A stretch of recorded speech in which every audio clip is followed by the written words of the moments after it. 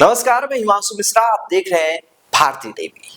दोस्तों, बांग्लादेश में तख्ता पलट हुआ था। शेख हसीना बांग्लादेश छोड़कर भारत आई थी, लेकिन आज आपको बताएंगे कि पाकिस्तानी खुफिया एजेंसी आईएसआई ने बांग्लादेश में शेख हसीना की सत्ता को कैसे खोखला किया था। आज उस साजिश का ब्लूप्रिंट आपको हम भारतीय टीवी पर बताने वाले हैं।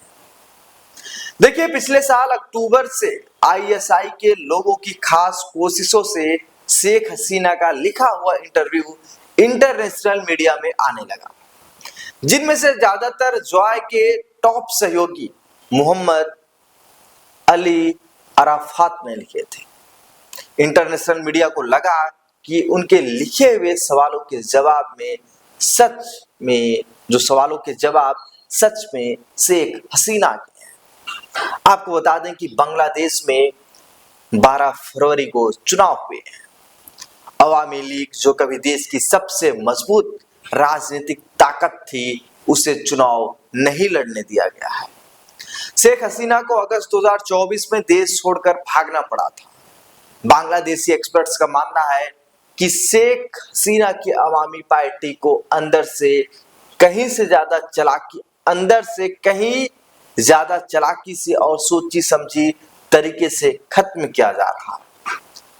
इस उथल पुथल के केंद्र में हसीना के बेटे सजीब वाजिद जॉय हैं, जिन्होंने अवामी लीग समर्थकों से चुनाव का बहिष्कार करने की अपील की थी।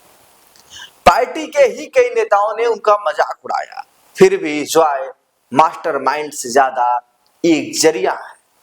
वो विदेश में रहते हैं और उनके पास राजनीतिक समझ का अभाव है, जिसका फायदा आईएसआई ने उठाया है। आपको बता दें कि बांग्लादेशी पत्रकार सलाहुद्दीन शोएब चौधरी ने लिखा है कि आईएसआई का मकसद अवामी लीग को पूरी तरह से खत्म कर देना है। पाकिस्तान अवामी लीग को अपना दुश्मन मानता है। वहीं शेख हसीना के बेटे पर टिप्पणी करते हुए कॉलमिस्ट एम.ए. हुसैन ने एक आर्टिकल में कहा कि पॉलिटिकल इतिहास में एक बार बार मिलने वाला सबक है, जिसे पार्टियां बहुत देर से सीखती हैं और देश इसकी भारी कीमत चुकाते हैं।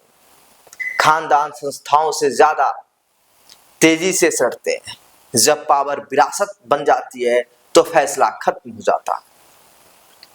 बांग्लादेश की अवामी लीग अब उस सबक को असल में जी रही है, जिसे बाहरी दुश्मनों ने नहीं बल्कि सजीब वाजिद जॉय की सोची समझी लापरवाही ने आगे बढ़ाया।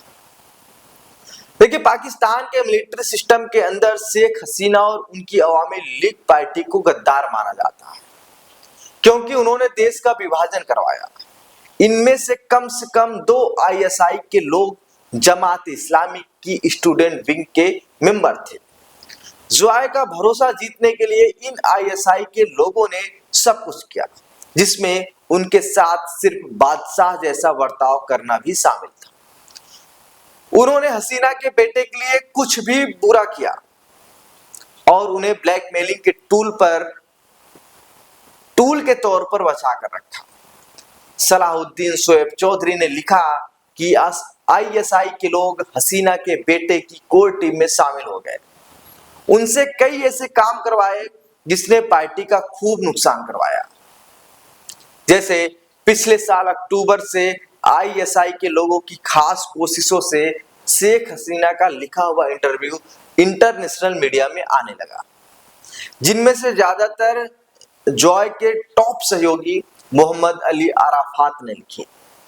इंटरनेशनल मीडिया को लगा कि उनके लिखे हुए सवालों के जवाब सच में शेख हसीना के हैं, लेकिन असल में वे अराफात की कलम से आ रहे थे और ज्यादातर मामले में हसीना को तब तक पूरी तरह अंधेरे में रखा गया था जब तक वे पब्लिश नहीं हो गए। इनमें से कुछ लिखे हुए इंटरव्यू जो पश्चिम के जाने माने मीडिया आउटलेट्स में छपे, उन्हें जॉय और उनके साथियों ने भारी कैश के बदले मैनेज किया था।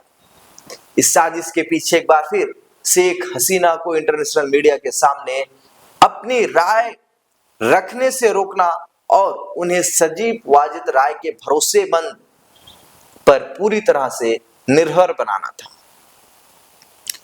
अवामी लीग के अंदर जो कुछ हुआ वह अचानक हुई गिरावट का नतीजा नहीं है, बल्कि एक सोची समझी अंदरूनी तोड़फोड़ की कार्रवाई का नतीजा है, जिसमें खानदानी कमजोरी, राजनीतिक घमंड और जमीनी हकीकत से अलगाव का फायदा उठाया गया। सजीब वाजिद जॉय को सावधानी से लगाए गए लोगों से घेरकर शेख हसीना को धीरे धीरे चुप्पी, निर्भरता और राजनीतिक क्वारंटाइन में धकेल दिया गया।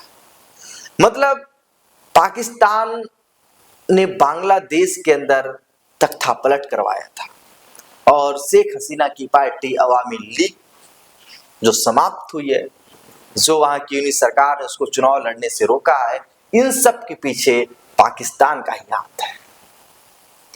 दोस्तों, आप लोग बने रहिए भारतीय टीवी पर, क्योंकि देश दुनिया की हर एक बड़ी खबर सिर्फ और सिर्फ आपको भारतीय टीवी पर देखने को मिलेगी। नमस्कार।